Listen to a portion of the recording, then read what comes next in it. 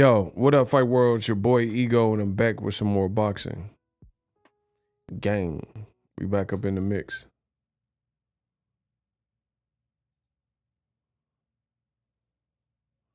We back up on top of things.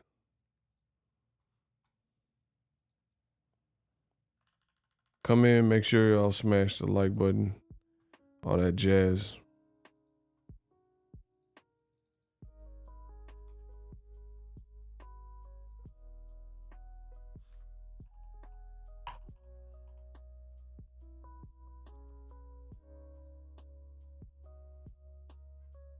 Ego Valley, absolutely.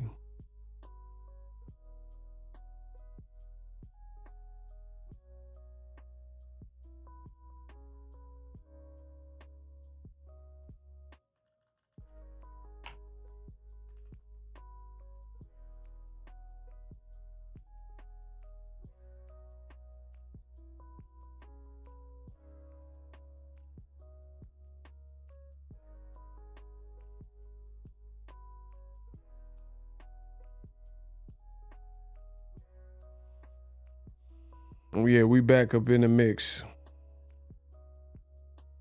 Who was the first person in here? Let's see, Daquandre. First person in the chat, let's get it. He got it started. And then Isaiah Felix was right behind him.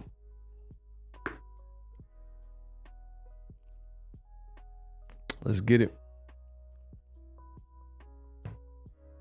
Shout out to my boy Sura, Spaz, Cursor, The Phoenix, Donna Williams.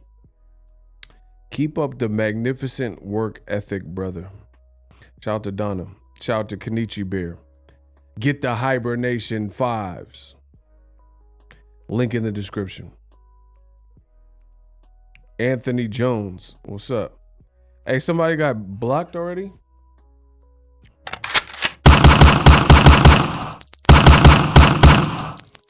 Y'all love getting blocked on here. Why y'all talk crazy to the shooters knowing they're gonna block you? That's ridiculous.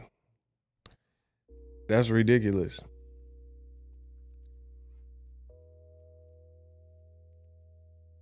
You get me through work, brother. Shout out to my man AB and Yaya.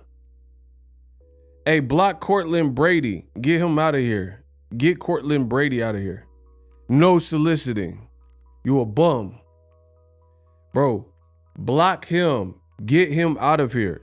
Thank you, sir.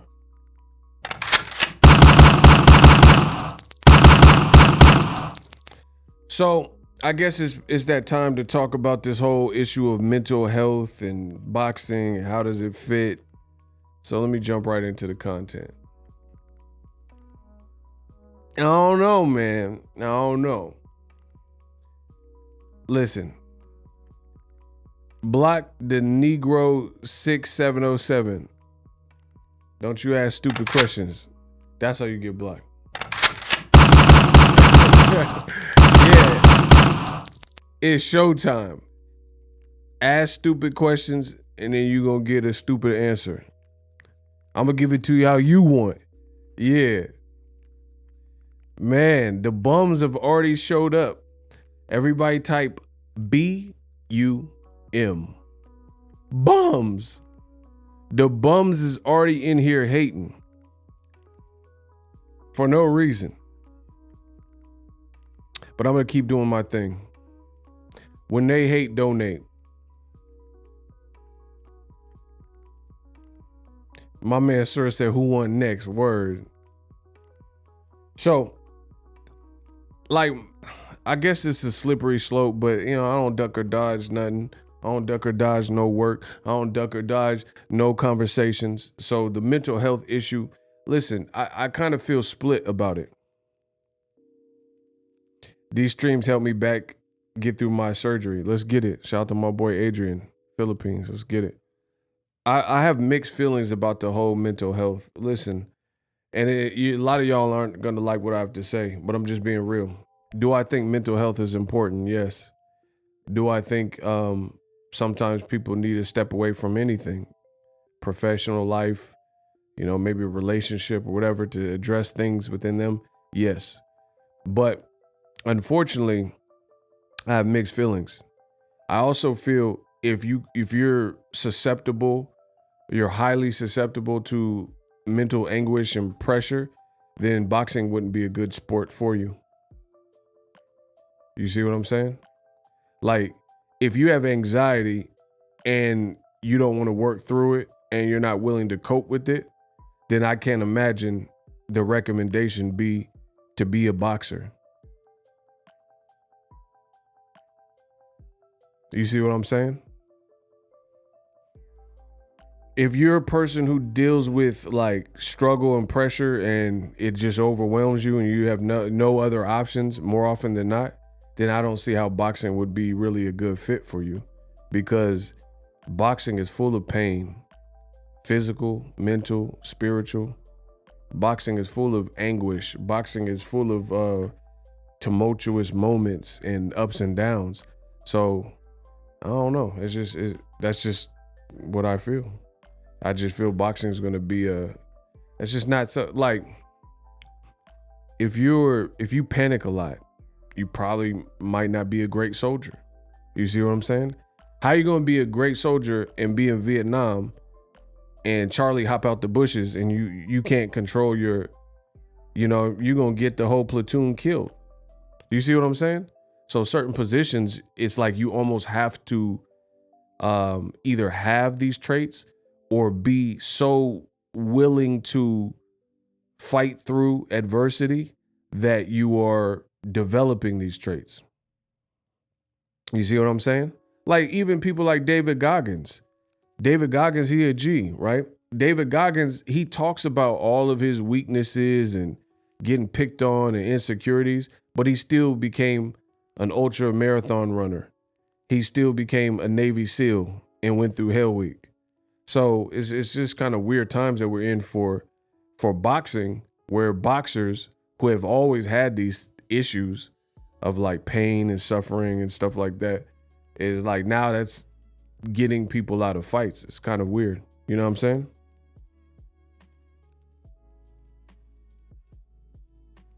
That's just my honest opinion. You know what I mean? Y'all got to get the likes up. It's just, I don't know. I'm not here to kick a man while he's down or a woman while they're down, or people going through stuff. They're going through stuff. But I will tell you this. I've been depressed before. I've had all types of negative thought. Everything was a negative thought. And guess what? I still picked myself up and I still took my ass to work.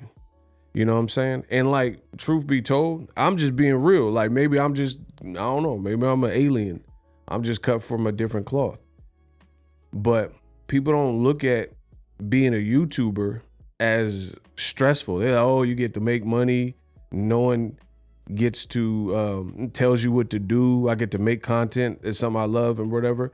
But there's a lot of stressors that go in, especially traveling when you start covering fights and stuff like that. There's a lot, especially a person like me. I do everything.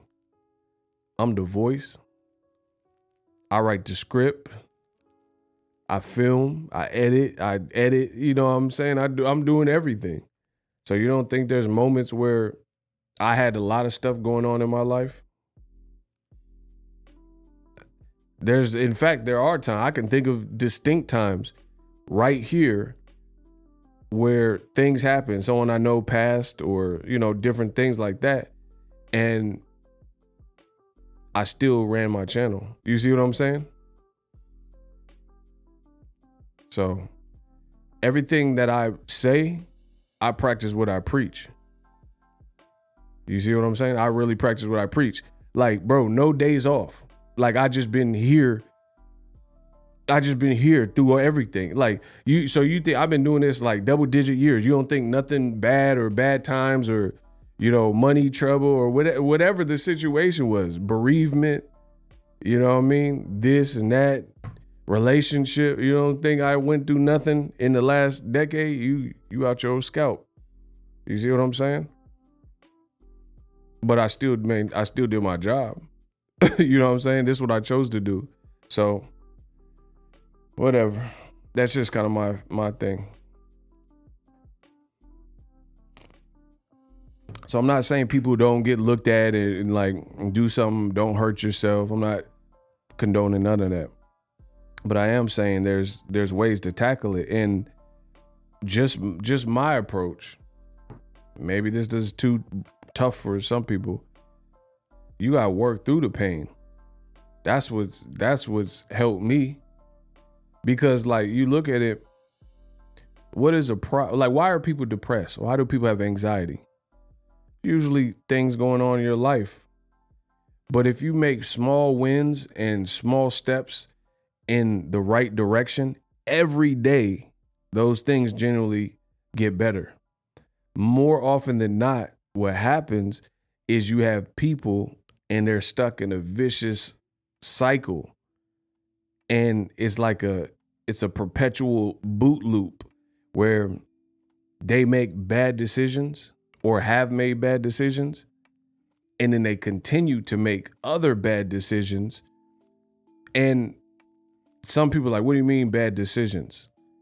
A bad decision could be anything. It could be what you ate. That could be if you know you have digestive issues or GERD, you know what I'm saying? And you keep eating fast food, that's a bad decision for you. Or if you're out of shape and you're trying to lose weight and you keep getting the bucket of chicken and fries and food with a bunch of grease and stuff like that, then that's a bad decision because you're not taking steps in the direction of what you wish to accomplish. So I don't know. It's like I said, it's a fine line when it comes to it, but my thoughts on the whole mental health is probably more harsh because again, I believe in like I practice stoicism, Marcus Aurelius and them, Epictetus, you know what I'm saying? Like you have to focus on the things you can control. A lot of external stuff you can't really control. You got to worry about what you can control. And again, I can assure you, if things are bad for you and you make the right decisions, I'm not saying this is what happens. People want to make the right decision for a day and be like, oh, it's not working. No, it don't work like that.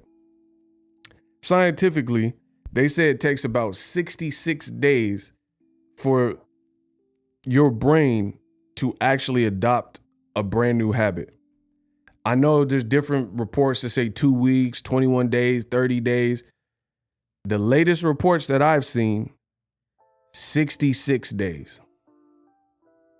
So that's my challenge to everybody. Anybody going through depression or whatever, bad breakup, anxiety. Take some time, journal, notate what's wrong with you, first of all.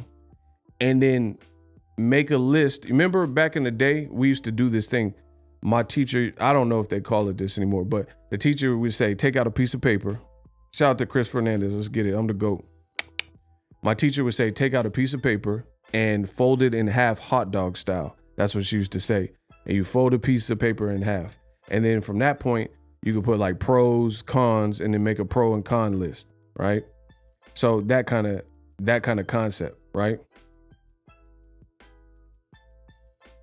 My brother, Boxingego, the best in the country. Absolutely. So I still take it to the old school. If I got too much stuff going on, that tells me to slow down. That say, okay, ego, you're moving too fast. You need to get a strategic game plan, write some things down, not text it in my phone, but physically write it down. So I implore all you guys to do this because this is the mental health issue of Boxingego. We're going to talk about this mental health. Get a piece of regular paper, fold it in half, and then write down your feelings. Like write down everything you're feeling. What's wrong with you? Why are you depressed? Okay, bad breakup. I don't make enough money. Whatever. I'm insecure because of my height. Whatever it is for you, right? And then on the right side of the paper, you write down what can you do to improve each one of those things. Like, okay, let's say if someone's like, oh, I'm insecure because I'm short. All right, you can't change how tall you are. But so if it makes you insecure because you short around girls or something, you can't change the physicality of how tall you are, but what can you change? Maybe change how you look, do a new haircut, get in shape, whatever. You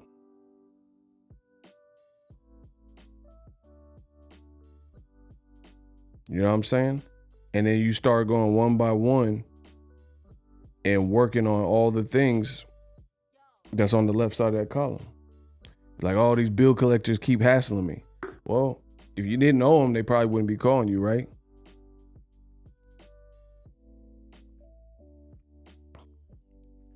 Sometimes in life, that can just break some people down. Yeah, but I mean, I don't know. I'm the Terminator. I don't feel the same sympathy for certain things. Like, I feel sympathy more for like innocent kids or somebody who's like in another country and there's no like democracy. I don't feel the same as a lot of people. Like, bro, the thing is, life happens to everybody. That's like a piddly excuse. That's a piddly excuse of like, oh, life's just too much. I mean, bro, life happens to everyone. If you live a life worth living, there's going to be peaks and valleys. There's going to be up and downs. It is what it is. Every single person. And Americans are the worst, to be honest. I've lived in England before. I've seen how other countries get down. Americans are the worst. Our Americans are by far the worst because there's people that have more right here in America. They have more, and you have things that people right now, you have things that people in other countries wish they have. Straight up. Y'all got to get the likes up. There are things you take for granted. Everybody listening to this video, there are things you take for granted that other people in other countries wish they had. Like, a lot of us, we go to a grocery store, buy some food, and don't cook it in time, and it expire. So we throw it away. Whatever. You go to a restaurant, you go to In-N-Out, and don't want to eat the rest of the burger, throw it away. There's people in other countries, they're not throwing no food away. They're wishing they had food. You see what I'm saying? They don't know when their next meal is going to come in. I seen a kid in Venezuela. He said his mom left him after a protest. So there's some kind of political protest, and his only parent left him, and he just started living on the streets with a jacket. What y'all talking about, bro? So I don't really have the same pity for, some millionaire. And I'm not saying money solves all your problems, but at the same time, there's other people going through things as well.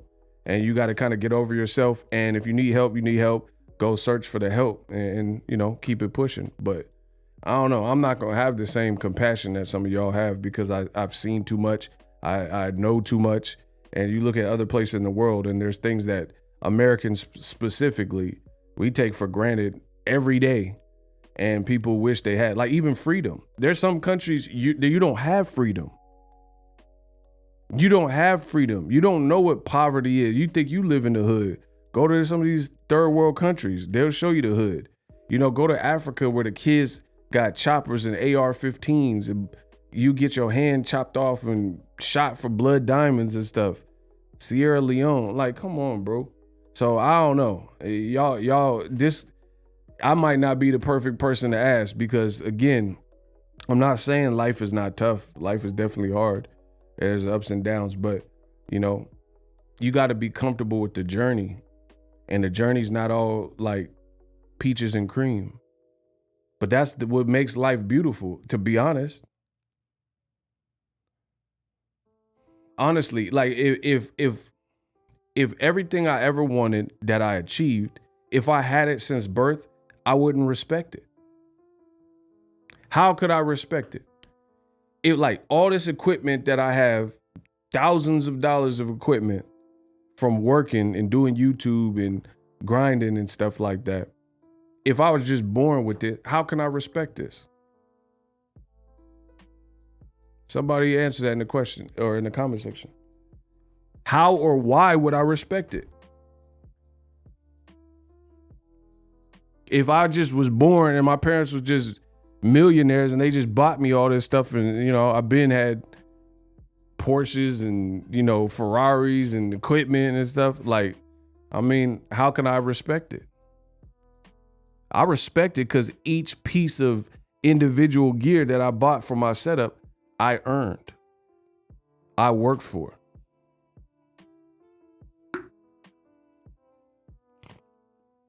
And I upgraded. The microphone that I'm using now, I got thousands of dollars worth of microphones only. When I first started YouTube, I was on a $32 microphone with my Best Buy discount. And I still have it. It was a little USB mic I got from Best Buy with my employee discount. Bro, so, you know what I'm saying? Like, come on, bro. Shout out to my boy Tao. Yeah, YouTube they hating, but like I said, just smash the like button. Life is brutal, life is hard, but again, I think that's the beauty of it. If everything in your life was perfect, like if you never went through a bad relationship, how do you know what's a great relationship, what's a great marriage? If every girlfriend you've had or every person you dated was the one, then how do you recognize somebody who's really the one? Do you see what I'm saying? Ask yourself these questions. I'm 60 years old. My brother Boxingego and I agree with everything you said. I got enough sense. Shout out to my man Jeff Walker. Yeah, man. Life is the beauty of, to me, like people, I think, to be honest, I think it's social media. The fact that people live on their phones and all in their phone, I think that's what's increasing. That's causing the uptick in the influx of depression and stuff like that, because people are robots now. That's the real issue. People are living their whole lives on social media. So imagine if, like, let's say if you were a boxer, right? And you got knocked out. You as a boxer and you got knocked out, you gonna check your social media, and then people gonna be saying the foulest of things in the comment section. Oh, you got knocked out. Oh, you got posting memes and stuff like that. So you're not gonna want to see that. So the fact that a lot of people in this modern age live and die by the phones, that's adding to the depression. And here's the other thing is the fact that living on your phone and stuff, you're constantly comparing yourself. Not me, but I'm saying people. You're constantly comparing yourself. You're seeing celebrities. Like I follow a couple celebrities like The Rock and, Jamie Foxx. So you see Jamie Foxx, he's promoting his brand new movie. It's a great movie too. Netflix, Day Shift. Make sure you guys check out Jamie Foxx, Snoop Dogg, Dave Franco, Day Shift. But you get to see it. Like he's happy. He got something. He's like, oh, I got the #1 movie on Netflix. And so you're seeing like people's victories. You see what I'm saying? You getting to see somebody, all their wins and successes. You didn't get to see Jamie Foxx. Social media wasn't really out when he had movies that flopped, like Held Up. You know what I mean? Stuff like that. So it's like social media is fake. My man, sir, let sir get a piece of this mental health conversation we having. Pain lets you know you're alive, and as long as you have life, you have a chance to change your condition. That's what I'm talking about, sir. Joy wouldn't feel good if it wasn't for pain. 50 said that too. You see what I'm saying? That's what I'm saying. Like, I think life is about contrast. And if you have nothing to contrast with or compare, then like, what type of life is that? Like, let's say when I first started boxing, bro, I was getting doors shut in my face, like trying to go to cover fights and stuff. And they was like, nah, you don't have enough. But when I started covering fights, and then when they started saying yes, that's the contrast. You see what I'm saying? The fact that I know that people were shutting doors in my face, people didn't think I would succeed, people weren't in my corner, and then to get to this moment where all that stuff is flipped, and now there's respect when I go in the room, I got people like there's people from Showtime that have said, hey man, I watch your channel, you're funny, blah, blah, blah. I'm like, damn, people with the networks know who Ego is. You know what I'm saying? This is crazy.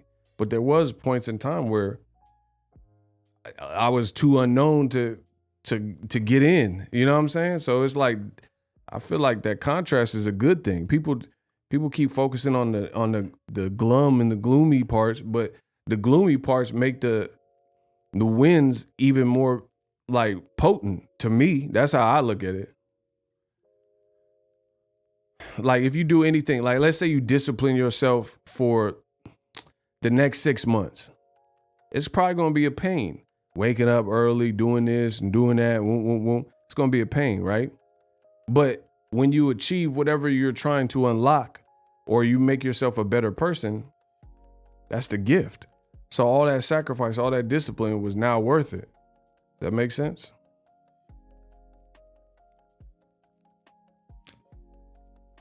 But again, as it relates to boxing, you get punched in the face for a living. It's the hurt business. You know what I'm saying? I just feel like every boxer, if mental health is your jazz, then you need to retire. You know what I'm saying? Pretty much retire from the sport until you get that sorted out. Because I would hate to see someone lose their life. Like, you know what I'm saying? Like, or permanently be disabled because of boxing. So just retire. If it's too much for you, you got to retire. Because your safety is paramount. So just retire. That's my honest opinion. Or if you're going through crazy stuff, be like, I'm taking a year off. And then get yourself put together. Okay, that makes sense. You know what I'm saying? So you don't have to necessarily retire, but at the end of the day, you can, you can be like, oh, my life is not where it needs to be, but it's just getting weird with this. So you can basically cancel a fight in 2022 and beyond. You can cancel a fight for anything now, and no one really knows if you're real. You know what I'm saying? No one knows either way.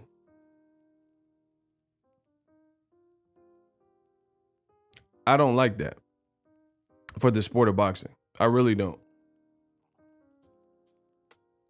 Like people say, oh, I got Rona. We just got to take your word for it. That's why you canceled the fight because you really got Rona.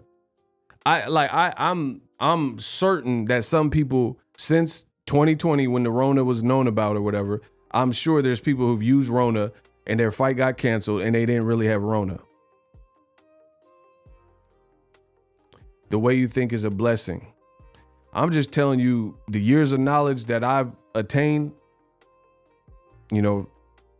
from learning and stuff.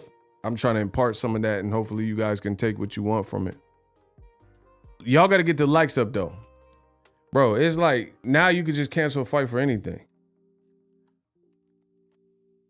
Like, oh, my vagina hurts. I queefed. Like, I don't know, bro. It's weird.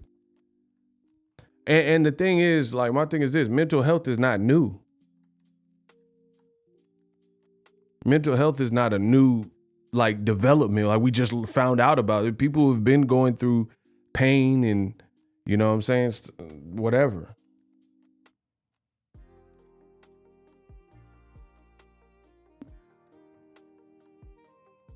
And, like, another reason why it's, like, I guess why it's confusing. Tell me if you guys can relate to this. That's all I want to do. Tell me if you can relate to what I'm about to say.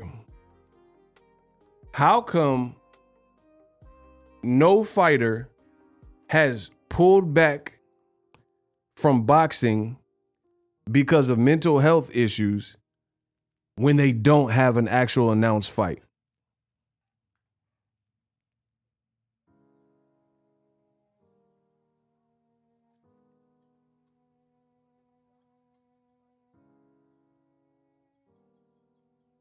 That's my real life question to y'all.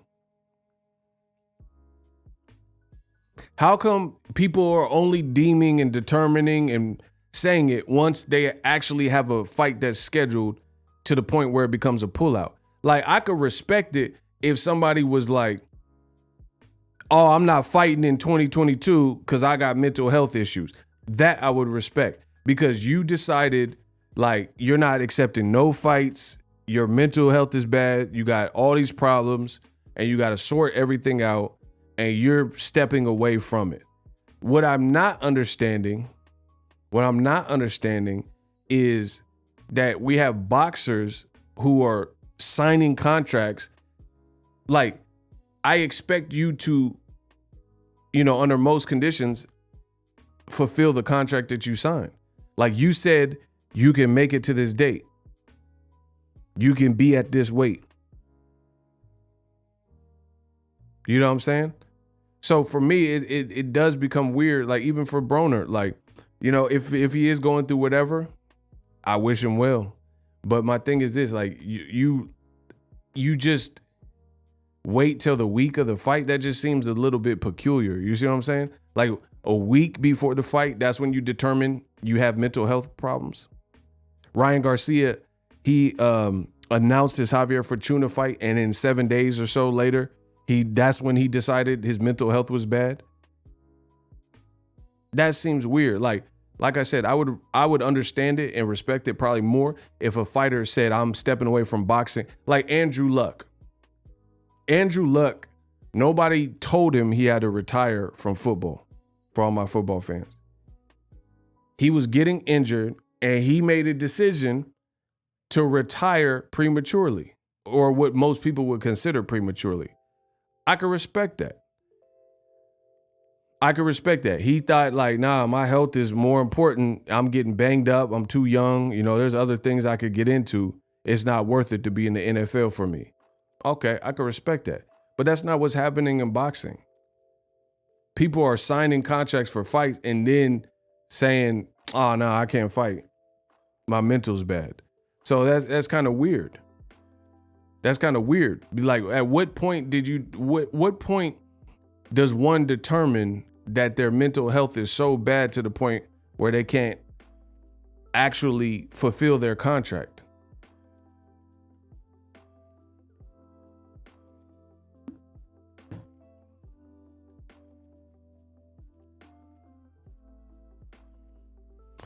Yes, I remember Oliver on call.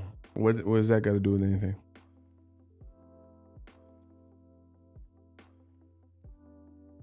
That's my honest question. Like, it's an obligation. Like, bro, and again, I know too much. I've seen too much, and I got too many examples, and I got receipts. Like, bro, Dwayne "The Rock" Johnson, everybody knows him from WWE and the movies and stuff like that. Look this up if you don't believe me. That's what I'm saying. I know too much.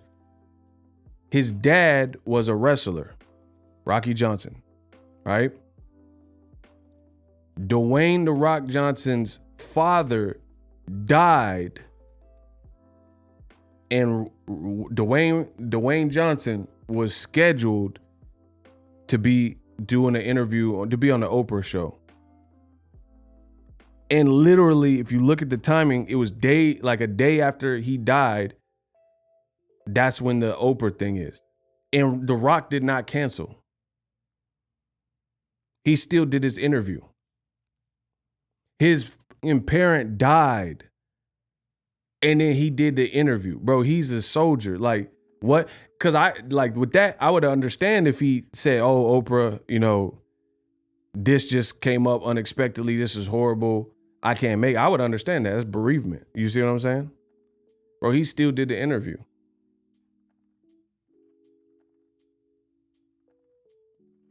Same thing with Buster Douglas.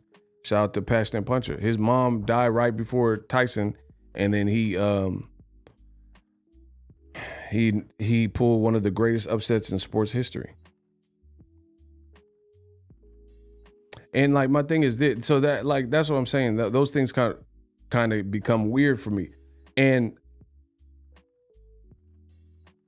there's not like one uniform threshold. You see what I'm saying? Like, people's threshold for pain is different. So when we say mental health, there's anything under the sun could be mental health. Do you see what I'm saying? Like, one guy could be like, he really got some stuff going on that would wreck anybody's brain. But then you can have somebody else who, they met a girl and then she stopped talking to him after 2 weeks, and then that could be mental health for them. Like, oh, why won't she talk? Why won't Becky talk to me? You see what I'm saying?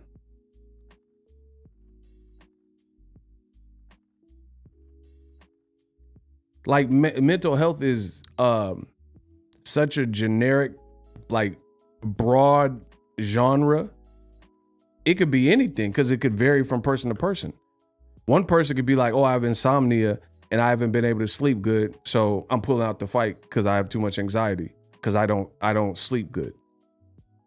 Do you see what I'm saying? And so that is like, that's what boxing, that's where we're going with boxing. Shout out to Monty. He said, boxing has cured my illness. See? Drink a deep drink, the money goes into my piggy. Edgar believes AB was not ready for Figueroa. I don't know, bro. I feel like too, like when you do something like mental health, if you allow that to be the wave, then you have to accept everything. So like I said, so somebody who has, like I have insomnia. Like I've had a trouble sleeping for a while, right? Where it's hard for me to go to sleep a lot of times and stuff like that. So if I was the fighter, I can pull out the week of the fight because I have had bad sleep. And it literally, I don't know if anybody's suffered from insomnia really bad, but it does give you anxiety because like there's times where I try to go to bed. I'm like, okay, I did everything. I'm trying to go to bed at like 10 p.m. I'm literally legit trying to go to bed at 10 p.m. Right? And then I just keep watching the hours go by and I can't sleep. So it gives you like, it then becomes like a psychological game. And then it becomes like nerve wracking because you're like, damn, I can't sleep. And you thinking about, oh, I try to sleep at 10 p.m. and it's already 4:30 in the morning. So like, you know, is that what boxing is going to get to? People are going to be like, oh, I got girl problems. I have insomnia. These things can be part of the, or I got bills, or, you know what I'm saying? Like, I don't know. It's just, I don't really see how those parallels really work for this sport. This is the hurt business. Like if you can't take the pressure, then it's probably not a good sport to be in, because that's like, bro, I've watched fights. Gabe Rosado is bleeding in his eye and his eyes are swollen shut. Like, bro, boxing is like that.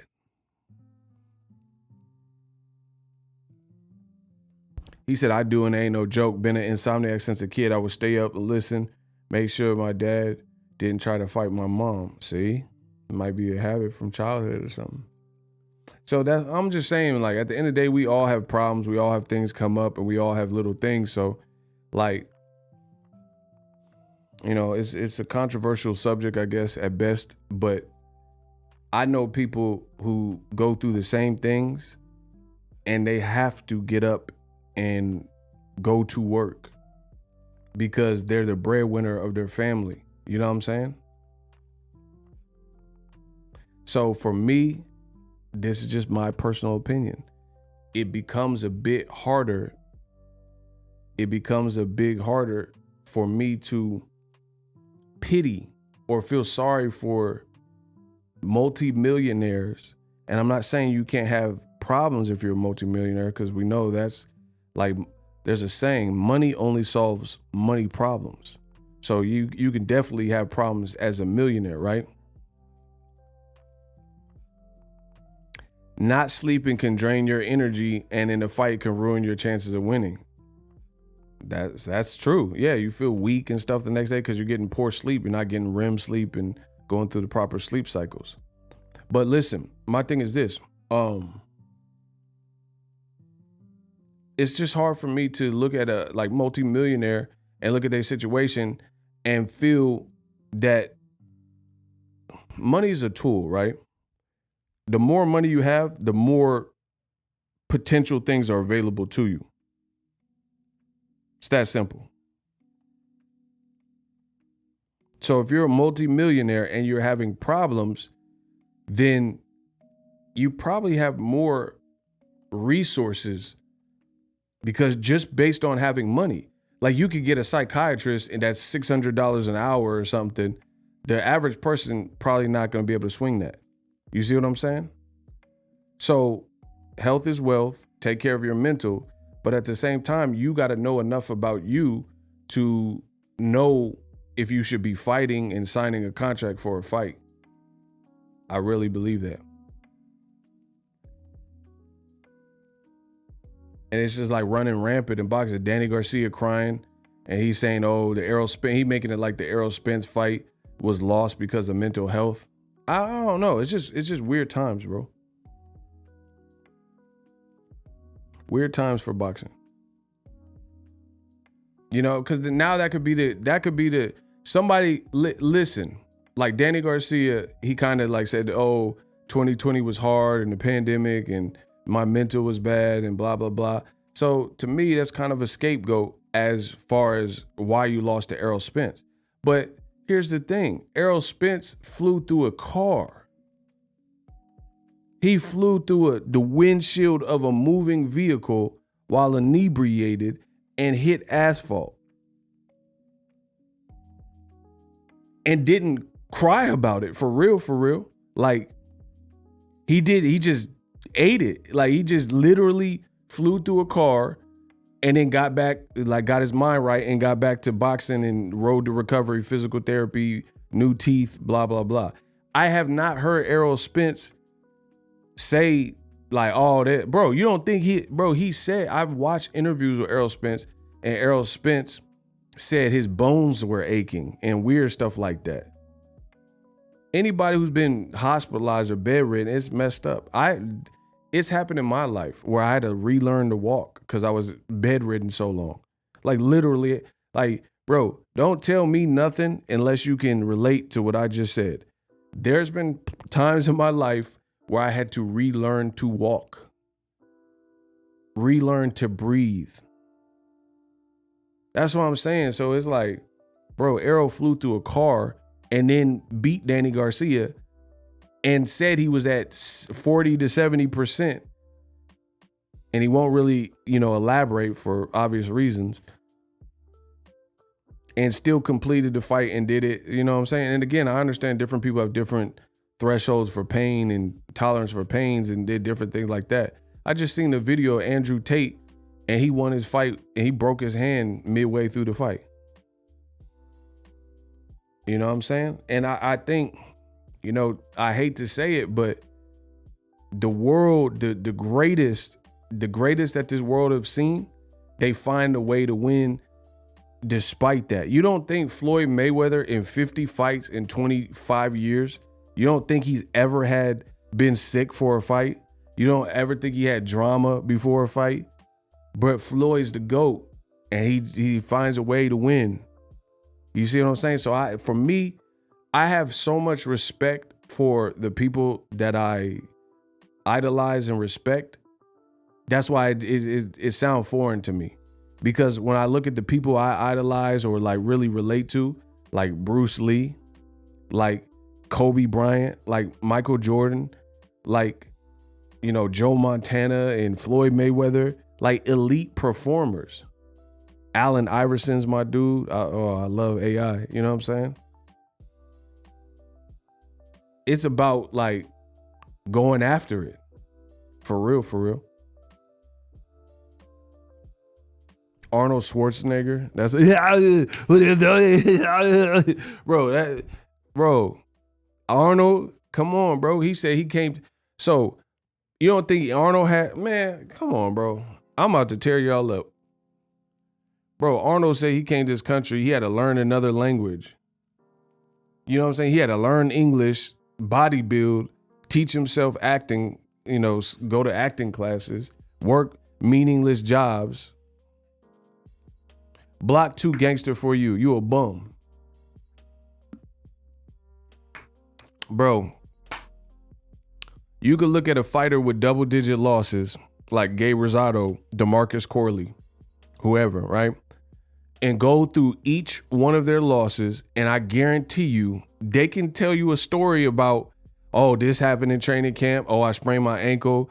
Oh, I got hurt in sparring right before this fight. Oh, my hand was bro. That's I promise you. I promise you. That's why it's like such a weird subject for boxing. Bro, if you look at a fighter with double-digit losses and one by one sat with them, why'd you take this loss? Why'd you take this loss? I guarantee you they're going to come up with different things, and it could all be true. But at the end of the day, you lost.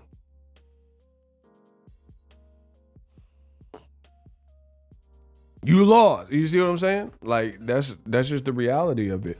And then here's the other thing. There are some gifted fighters where you can ask Floyd Mayweather or Andre Ward, hey, did you have this? Like Andre Ward, if I'm not mistaken, don't quote me on this, but Andre Ward had some type of knee issue or couldn't run in the first Kovalev fight. So how you beat the Crusher Kovalev when he undefeated and the champion, and it's really his weight class, you only had 2 other fights there, and you beating a guy like Kovalev after getting dropped, and you couldn't even do like cardio, you couldn't do your road work, and you had knee issues, and you got dropped. So imagine having knee issues or leg issue or whatever was wrong, and you get dropped, which could further mess up your leg. But Andre Ward got up and started, bro, even Virgil Hunter, he said, Muhammad Ali got up, Sugar Ray Leonard got up, you got up. And then Andre Ward got up and started getting back to business on Kovalev, like raking his body up, and you know what I'm saying? So it's like this new age of boxing, it's like y'all trying to take the glory away from boxing. That's what it feels like with all this mental health stuff. Like I said, I'm not saying the person should go into combat if there's something wrong with them, you know, but I do think as a consummate professional, you got to determine what's going on in your life if you can if you can cope with it, or if you can't take the fight.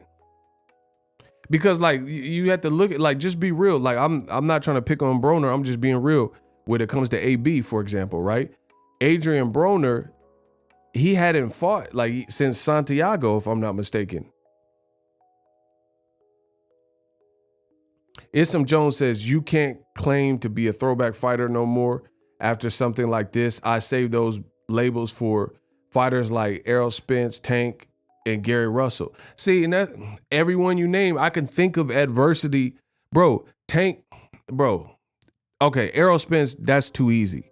That's too easy. He flew through in vehicle and came back like he Tupac with Death Row.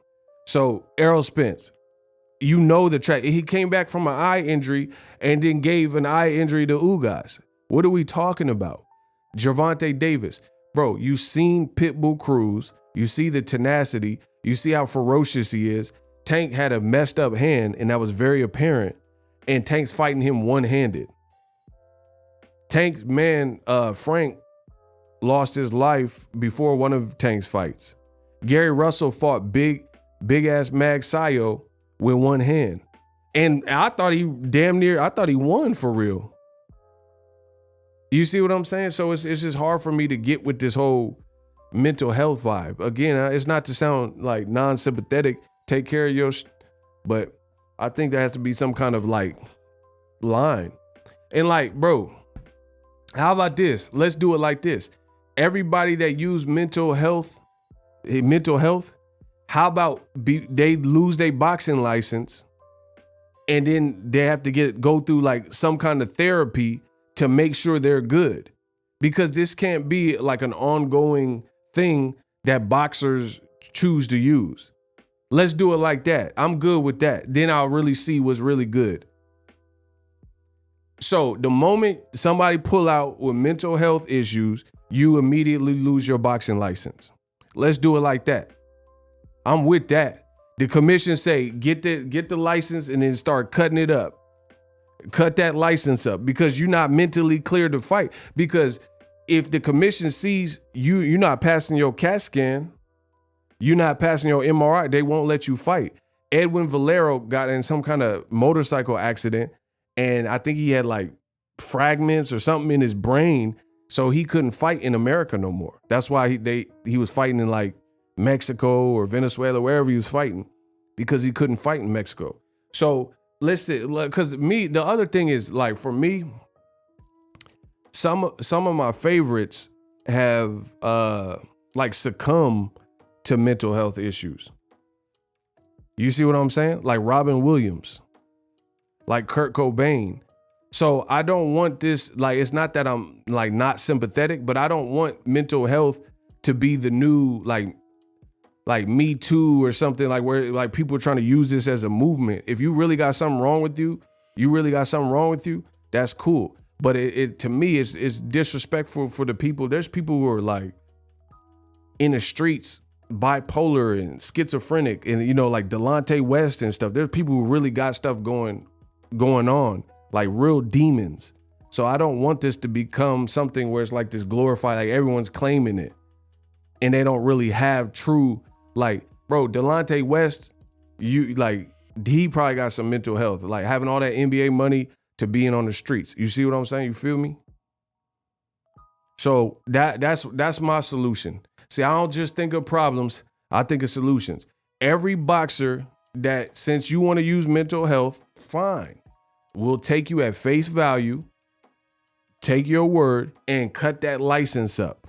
You can't fight for a year, because I think that's fair. You shouldn't be able to use mental health and it just pop back in. Oh, I'm feeling better. Like, no. And then you should have to go through some kind of psychiatric program to make sure you're cool, because your health is definitely paramount. I'm with that. If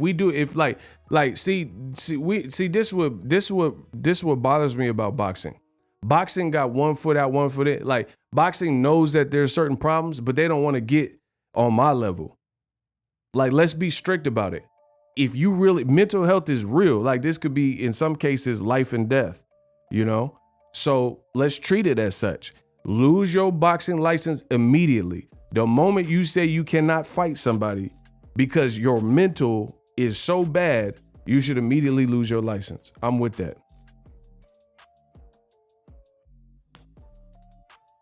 And then that'll give you some adequate time to pull everything. And then people will really determine if their situation warrants the postponement of their career, or if it's something that is just like, okay, da-da-da-da.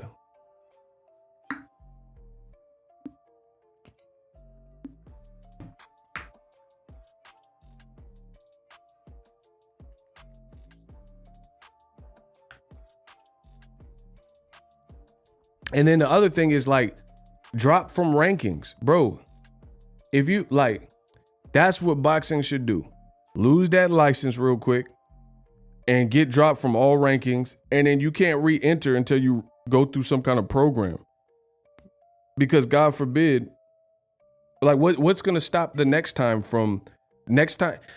And the reason I'm so like adamant about this or harsh or whatever is because I know life.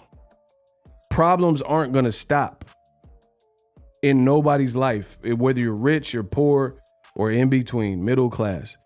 The problems won't stop. New levels, new devils. Life is always going to throw certain things at you at different, right when you don't want it to, at that. So, like, I just feel like there has to be some kind of, if this is a new thing that we're going to integrate in boxing, let's structure it. That's basically what I'm saying. Let's structure it. Lose your license, drop from the top 10, 15 or whatever, get yourself put together, and then reinstate yourself, like, and reassert yourself once something is completed. You see what I'm saying? Like, even like if a person, like, I've never had a DUI, but the people, if you get a DUI, there's an actual protocol to you getting your license back. Even if they allow you to drive with the DUI to work and back, you got to get that cleared. And then again, when you want to actually get your license reinstated, you probably have to pay fines. And then beyond that, you probably have to go to whatever courses or take some traffic school or, you know, whatever you have to do. I don't know. I never had no DUI. So I know people that have had them and they had to do something to get their license back. So that's what I'm saying. Let's structure it. If this is something and we need to integrate into boxing, let's integrate it, but let's do it structurally. I don't see how someone could just say I have mental health issues to the point where I can't fight, pull out of a fight, then still be ranked. Why can you be ranked? You're not mentally fit to compete.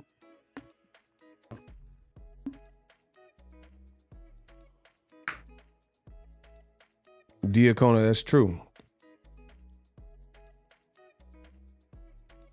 Mauricio Suleiman. Hey, blood. Hold on. He said Mauricio Suleiman might mess around and create a rehab belt. Hey, I'm done, dog. This dude said, bro, Isaiah said a rehab belt. Bro, he got the Betty Ford boxing belt. I'm done, bro. Y'all trifling.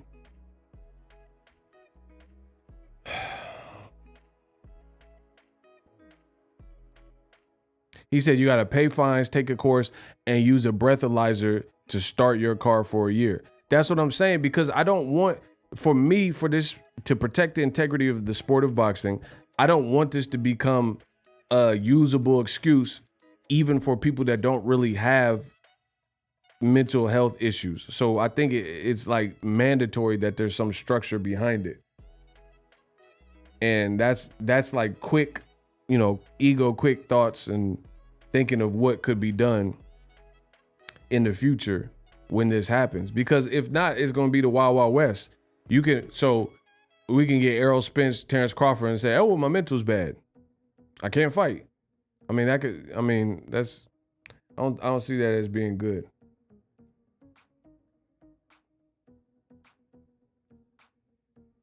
Like, you know, there's punishments for calling 911. You see what I'm saying? Like 911 is such a busy like number. If you just call and then they find out it's you and you call just like as a prank and you waste resources, then you can get in trouble for that. You see what I'm saying? So, like I said, to protect the integrity of true mental health and disorders and stuff like that, I feel like boxing needs to be structured. Like let's say, okay, Ryan Garcia, for example. Ryan Garcia pulled out of the Javier Fortuna fight a week after announcing the fight, said his mental health was bad. Then he was in Hawaii saying, Chihuahua, with some girl or his wife or whoever that was. And then he just comes back when he wants to come back and says, I'm good now. But how, see, that's what I'm saying. I'm not understanding. So if you have mental health issues, who diagnosed it? Like, did you die? Is it a self-diagnostic? Like, how did you get it? You know what I'm saying? And then who cleared you back to, you see what I'm saying? There's no procedure to this. Like, okay, for example, when I worked at Lowe's, if somebody was on workers' comp, like got injured on the job, they'd have to go through all this workers' comp and meet with the people and call this number and whatever. And then before they get put off of light duty, like there was a procedure, you know what I'm saying? They don't just put you back on heavy lifting. Like, you know exactly when you're off light duty and when you're on light duty with the workers' comp stuff. It's actually structured. You see what I'm saying? You don't just get there Monday and then you're on light duty and Tuesday they're like, oh, okay, you can go back to work. So it's like, who released Ryan Garcia and said, oh, you were going through all this stuff, but now you're good to fight this African?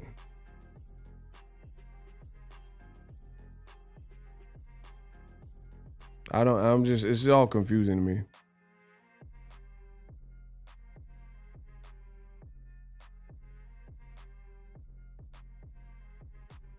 So you guys let me know if you have solutions, but That's just kind of my early thoughts. I really don't see how this is gonna work. And like I said, I would say boxing would be a high risk, high stress job. So you kind of like, I don't know. I just feel like you kind of would have to be able to have a high tolerance for certain things. Shout out to my boy King Corleone. Actually, King Corleone, maybe he could speak on it. Because I know King Corleone was saying he had some things. Like, King Corleone, how'd you get back in shape? Because you said you had all kinds of stuff going on. I should have just talked to my man King Corleone. Ask him. I know, because we talked, and he told me, like, at one point he was having all kinds of stuff going on in the background. And he boxes. That's why he's a good person to get some opinion.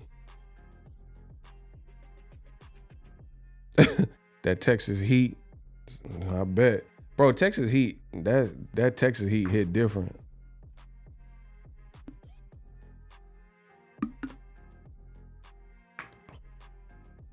That Texas heat, nah, that's different. You be running to rip your skin off.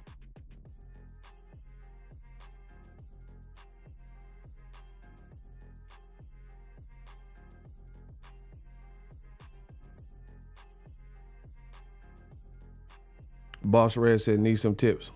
I do 4 miles a day, if not 4, maybe 2. Yeah, because King Corleone got in shape quick, it seemed like. See, we got a wealth of knowledge here. There's a lot of people.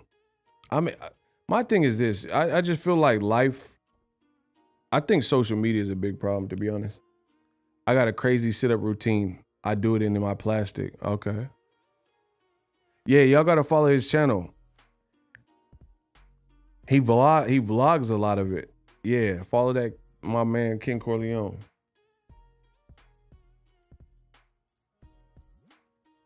I'm just saying, boxing's getting crazy with this. Like, how did Errol Spence fly through a car and then bounce back? Like, he's just mentally strong then.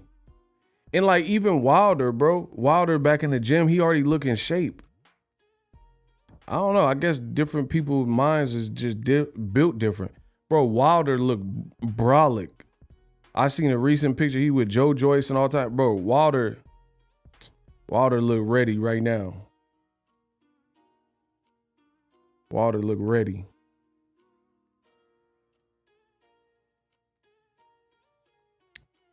Oh, you running up hills? He said in the projects with the sweatsuit on. Oh my gosh.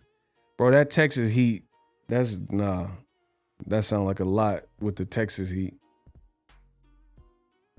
Oh, he doing 300 push-ups a day? Beast mode.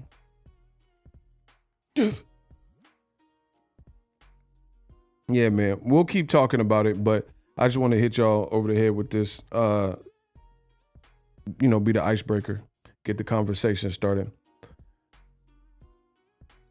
Yeah, make sure y'all follow his Instagram or his YouTube. I'm sure his YouTube or his Instagram can connect you to the YouTube too. But anyway, I'm about to get out of here. Let me know what y'all think. I got some more videos I'll be dropping. But yeah, this mental health issues, it seems to be an ongoing conversation. So I'm gonna continue to talk about it on the channel, and then we'll rap about it, see what the future holds, I guess, for boxing. I know he said he lost 100 pounds. Let's go. See, y'all need some motivation. Go see my man King Corleone. Anyway, I'm out. I'm gonna holler at y'all. Deuce.